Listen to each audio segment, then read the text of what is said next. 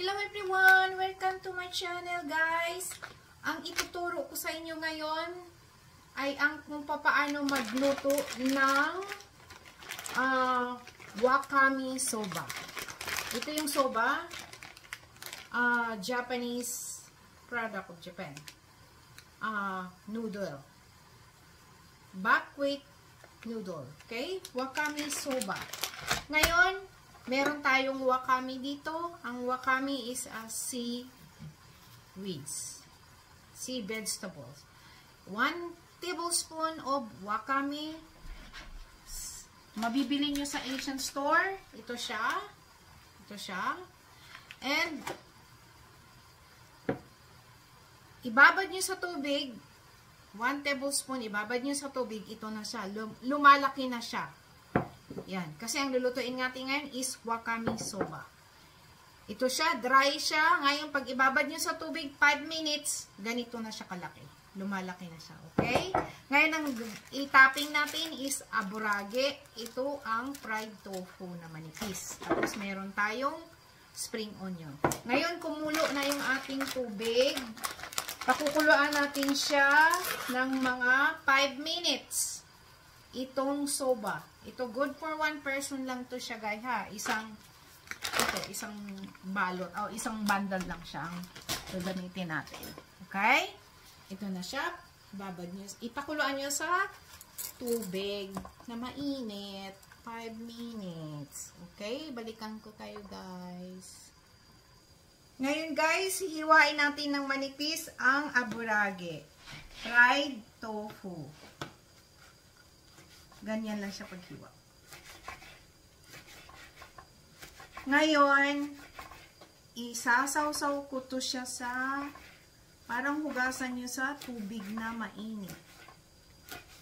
Yung pinapakaluan nyo ng soba, isawsaw nyo lang siya sa tubig na mainit para malinis. Okay? Ngayon, habang nag-aantay tayo, guys, and kumukulo na siya ng kumukulo, ito yun, oh, yung soba natin, kumukulo na siya ng kumukulo, yan, habang kumukulo yan, 5 minutes hintayin natin, nagpa-prepare na ako dito na para gawin nating soup. Ang ginagamit ko is itong Honsuyu Kikkoman. So, ngayon, kasi 1 person lang siya, gagawa tayo ng, ang tubig is 2 cup, hot water is 2 cup, ito siya, hot water is 2 cup, and then, 8 tablespoon of Honda Shitsuyu. 1, 2, 3, 4, 5, 6, 7, 8. Yan. 8 na siya. Ito ang ating soup. Yan. Kompleto na to siya. Kompleto ng timpla to siya. Meron na. Kompleto na lahat. Meron na siyang fish. Meron na siyang mirin. Kompleto may usake. Yan. Madaling luto. Madali natin gawin. Napakadali lang, guys. Yan. Subukan nyo, tignan nyo, guys, ng minsan. Pag malambot na siya, okay na siya. Pero yung iba, guys, hugasan mo na nila bago ilagay sa sa soup, sa dashi. Pero ako hindi na. Hindi ko na hinuhugasan. 1 minute na lang. Direct, nilalagay ko na siya dito. Okay? 1 minute na lang. Yan. At nilalagay ko na siya dito, guys. Ito, guys, ito yung ating soup. Kumulo na rin siya. So, ngayon, ilalagay natin siya dito sa, ito na yung soba, nilagay ko na siya dito. Guys, nga pala, itong aburage, pwede, optional lang to kung gusto nyo. Ako kasi meron kasi ako rito kaya ko ginamit. Kung wala nito, okay lang. Wakame, okay lang. Yan siya. Ito na siya. Ngayon, ilalagay na natin dito yung soup. Kasi kumulo na siya. Nakakulo na siya. Okay. Lagay natin dito. Ang ating wakame. Ilagay nyo dito sa pinakulong soup.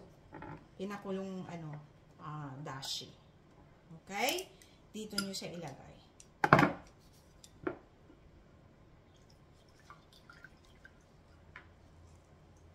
Yan.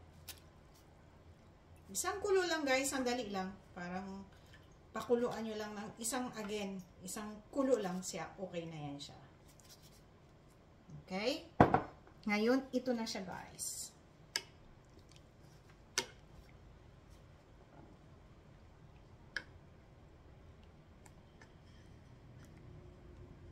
Isang kulo lang guys, balikan ko kayo ha. Yan, kumukulo na siya guys. Ayan, kumukulo na siya. Lagay na natin dito sa soba. Okay? Yan na siya. Yan. Kaya siya tinawag na wakame soba. Marami siyang wakame. Ngayon, dito niya na ilagay ang aburage. Yan. Ito na siya. And, lagyan nyo siya ng, yung iba nilalagyan pa siya ng kamaboko. Pero wala akong kamaboko ngayon. Maraming spring onion sa ibabaw. And, nilalagyan ko rin siya ng ichimi. Maanghang yan pepper. Chili pepper. Yan. Mahilig kasi ako maanghang. Ayan. Yan. Ayan na ang ating wakame soba. Let's try! Guys, ito na ang ating wakame soba. Let's try!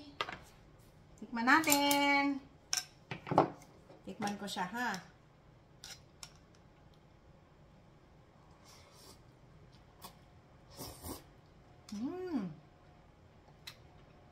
Sarap. Sarap pati nung soup.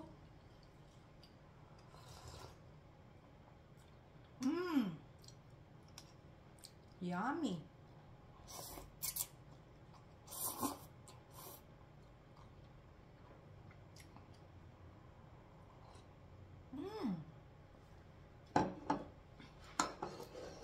Alam nyo guys, kaya ako nagluluto ng soba, malamig na eh. So, ito na ang ating wakame soba. Thank you for watching. God bless all. Bye. Guys, subukan nyo. Makakabili kayo ng mga sauce sa Asian store. Ito. Ito kasi lahat, kahit ano pwede nyo nang gamitin. Nandyan yung instruction sa paggawa ng sabaw, soup niya. Pwedeng udeng, pwedeng tempura, udong, lahat pwede. Okay? Bye!